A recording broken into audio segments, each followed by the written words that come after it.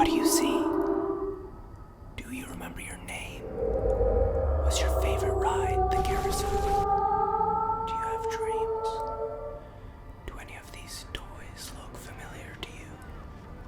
Was your favorite childhood toy a plastic purple telephone? Do you miss them?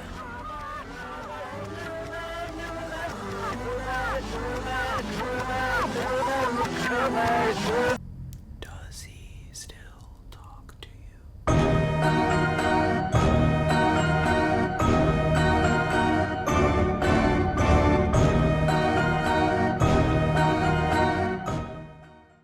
What is up, everybody? I'm back again after a long while. I'm delivering yet another Five Nights at Freddy's theory.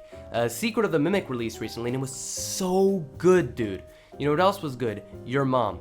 That's besides the point. Anyway, so I've just been sitting in my chair, like, ruminating about this game for 2 months, and then it hit me.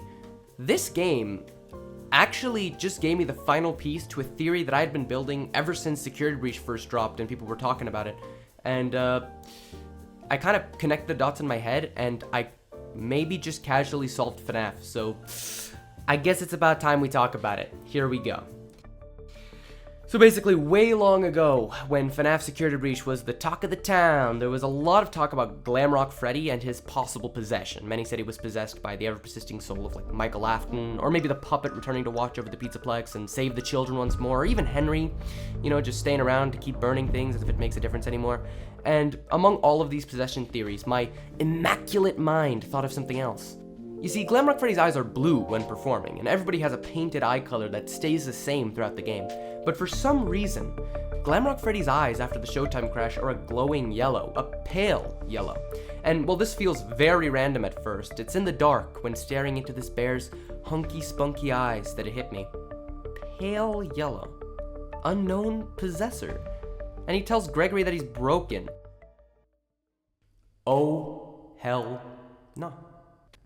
And you know, this game could get away with it if the franchise wasn't so insistent on giving us new, sweet FNaF 4 references. But even to this day, it still does, especially now in this new Security Breach era. And so for a long time, I had a feeling that whoever was possessing this guy, if he was possessed at all, would be this guy. The yellow eyes from FNaF World and at the end of FNaF 4. To catch up to speed on what I'm talking about, because it may be a little random for some of the new gens out there, or just people who don't know anything about the series, to catch up to speed, in FNaF 4, we get to play as a little kid in 1983 who's terrified of the animatronic attractions at Fredbear's Family Diner, the local restaurant that his father sadly owns, and therefore a place he's forced to visit a lot. He's not alone, though. He has a stuffed animal friend based on the restaurant's mascot that follows him around and talks to him, letting him know that however scared he is, he should be 10 times more scared. Don't you remember what you saw? The exit is the other way. Hurry and leave. It's too late. Hurry the other way and find someone who will help. You know what will happen if he catches you. In the end, the child dies in a fatal bullying accident in which his super goofy brother pulls an epic prank and puts the child's head into the jaws of the Fredbear animatronic and, you know, gets the kid's skull pulverized. The child, on his deathbed, hears the plushie speak to him once more, telling him how he and his animal pals are still his friends and how he's broken and how he will put him back together.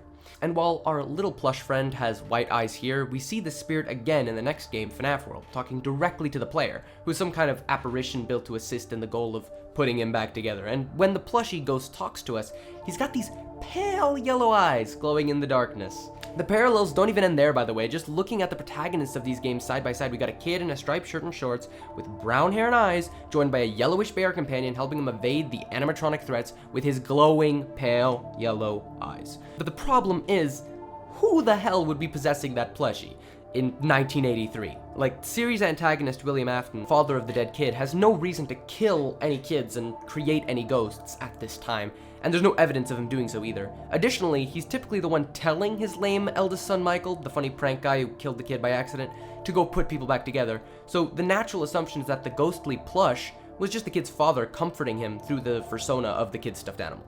So the trail went cold at the time, but, and if you're a fan of the series, you absolutely know where I'm going with this, by the way, in the new game, Secret of the Mimic, the earliest game in the franchise, by the way, taking place in 1979, we find out that William Afton's house is probably not his own. Quick recap, minor spoilers ahead. In Secret of the Mimic, we play as an employee for Fazbear Entertainment, the company responsible for the restaurant chain we follow throughout the games. We're sent to retrieve some property for the Corpos that they're owed by another company called Murray's Costume Manor, a contracting company that builds attractions and, of course, animatronics for their clients. Now, I'm not going to delve too deep into the story as it's pretty complicated and you don't need to understand all of it to understand my theory, plus most of you probably already know it anyway, but while exploring Murray's Costume Manor, we learn a good deal about the titular Murrays. The Murrays being Edwin Murray, Fiona Murray, and their little baby boy, David Sean Murray. Alright, spoiler speedrun. Fiona dies, David dies, Edwin dies, they're all fucking dead. And this is important because although the main antagonist who hunts us throughout the game is the Mimic, in one section of the game, we enter a basement and encounter what is very obviously not the Mimic, but a ghost. In fact, considering this is the earliest game in the timeline, it is quite literally the first ghost in the story. The spirit takes the form of this white tiger stuffed animal, only bigger. This ghost is obviously the spirit of David Sean Murray, the son, as this white tiger was his favorite stuffed animal and was designed specifically for him. Notice how they both share the same heterochromia, one eye blue, one eye green. Let's write this down and save it for later. Remember, possessed, plush, ghost, in, basement. Alright, moving on to my second point. Remember how I said that the Murrays are indebted to Fazbear Entertainment? Well, it turns out they, really are. Basically, it turns out Edwin Murray, Henry Emily, and William Afton were actually all pretty good business buddies. And although Edwin and the duo ran different companies, they collaborated often on a few different projects. And one day, the Fazbear Bros turn up and they're all like, "Dude, we're gonna expand and make a new restaurant franchise called Freddy Fazbear's Pizza, man. And we need you as our lead engineer, dude." And Edwin happily gets to work. But it turns out his friends are all fake because behind his back, Afton starts secretly stealing Edwin's employees, sending out private emails, convincing them to come work for Fazbear's, leaving Murray understaffed. Then they somehow end up owning his land, but of course they promised him that they're never gonna touch the house that his parents had built as it's too beautiful and they'd never dream of desecrating something like that. And then, last but not least, they keep requesting change orders, expensive ones at that, all in an attempt just to murder Murray in work and debt so that they can just take it all and run. And eventually they do, as Murray gets murdered at the hands of one of his own robots. But despite how evil all that is, Afton kinda kept his promise in the end. He really didn't touch that beautiful house that Edwin's parents built, because if you look at it for 2 seconds, it's pretty obvious that he fucking moved in. Look at the wallpaper, look at this closet, look at all of it. It's Afton's fucking house, dude. There's even a bunker already down there just waiting to become the sister location one. And now the pieces click together. Afton is living in Murray's house, a house that's connected to a basement with the ghost of a child wandering around. A child donning the appearance of his favorite stuffed animal. So is it so surprising if that ghost child starts talking to Afton's child through the medium of that kid's favorite stuffed animal?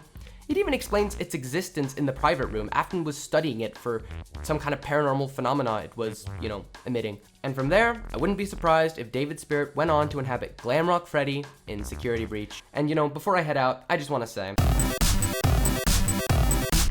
But in any case, that's all for me. So, yep, I just needed to get that theory off my chest. I've been holding on to it ever since Security Breach, so it feels really good to get some cohesive lore from the new game that finally brings the whole thing together.